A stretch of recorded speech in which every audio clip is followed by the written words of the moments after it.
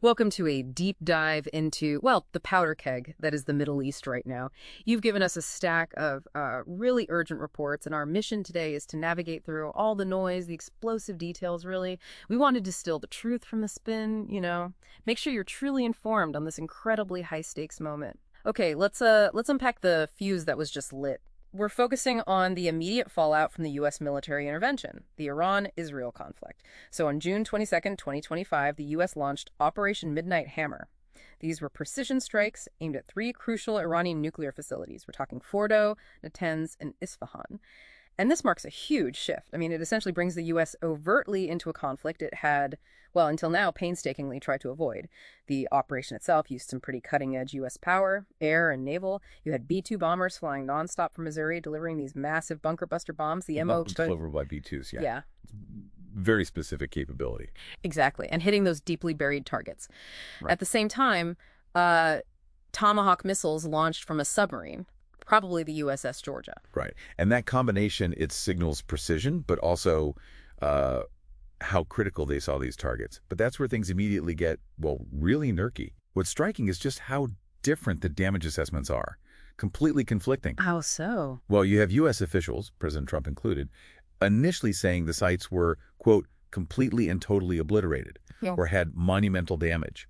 The Pentagon then used the phrase extremely severe damage, Yeah. a bit more measured perhaps. Okay. But then Iran's Atomic Energy Organization comes out almost immediately and says the damage was, quote, quite superficial. No radioactive contamination. And crucially, that nuclear work wouldn't stop. Wow. So polar opposites. Exactly. Satellite images, yeah, they confirm visible bomb entry points, craters. Yeah. But the real damage, what happened underground, it's ambiguous. And this whole situation, it's just amplified by pervasive information warfare, Right. These aren't just press releases. No, they're strategic moves, shaping perceptions, trying to influence what happens next, both at home and globally. So the U.S. justification is clear. Dismantle enrichment capacity, neutralize a perceived threat. But Iran's reaction was instant, defiant, warnings of everlasting consequences.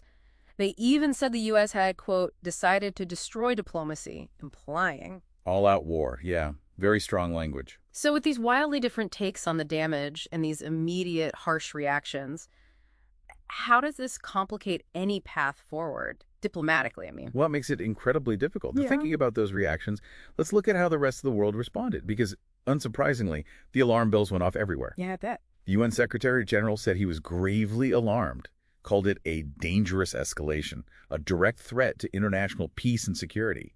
He warned it could spiral out of control. That's stark. And Russia's UN ambassador put it even more bluntly. He said, the U.S. has opened a Pandora's box. Pandora's box. Okay. And regionally. The Middle East itself, nations there expressed great concern, condemned the strikes as, quote, violating the sovereignty of the Islamic Republic of Iran. Lots of calls for restraint, de-escalation. And European powers. They acknowledge the threat from Iran's nuclear program, sure, but mostly push for diplomacy, a return to the negotiating table. So a familiar pattern there. What about the other major players? China, Russia? They strongly condemn the strikes, called them violations of international law, pointed to how this just exacerbates tensions. But their motivations might be more complex. Oh, absolutely. It's important to see that their underlying motives often diverge, Sometimes it's about geopolitical opportunities, strategic positioning, not purely de-escalation. It's a very tangled web. Okay, let's pivot slightly. Let's talk about Iran's actual nuclear status. What do our sources say? Tehran is enriching uranium to 60% purity. That's way beyond the limit set by the old nuclear deal, the JCPOA. Far beyond. And the stockpile's reportedly more than 40 times what was permitted under that deal. And the IAEA, the International Atomic Energy Agency, they estimate Iran's breakout time. That's the time needed to get enough fissile material for one weapon. They say it's almost zero. Almost zero. And the IAEA also found Iran non-compliant just recently in June 2025. That paints a really stark picture, doesn't it? It absolutely does. Which brings us back to that crucial question. What is the diplomatic path forward now? And adding urgency is the fact that the JCPOA itself, or parts of it, including that vital snapback mechanism for sanctions that expires in October 2025, very soon. Losing that snapback tool is huge, right? It takes away a major point of international leverage. A massive one. Now, the U.S. has put out statements like, America does not seek war. They seem to be signaling maybe a willingness for talks. It suggests a strategy of perhaps coercive diplomacy, using military force to try and create leverage for negotiation. But that's a huge gamble, isn't it? A really high-stakes one. Extremely high. It could just harden Tehran's resolve, maybe even speed up their nuclear ambitions, especially if they think the damage from these strikes was, well, minimal. Precisely.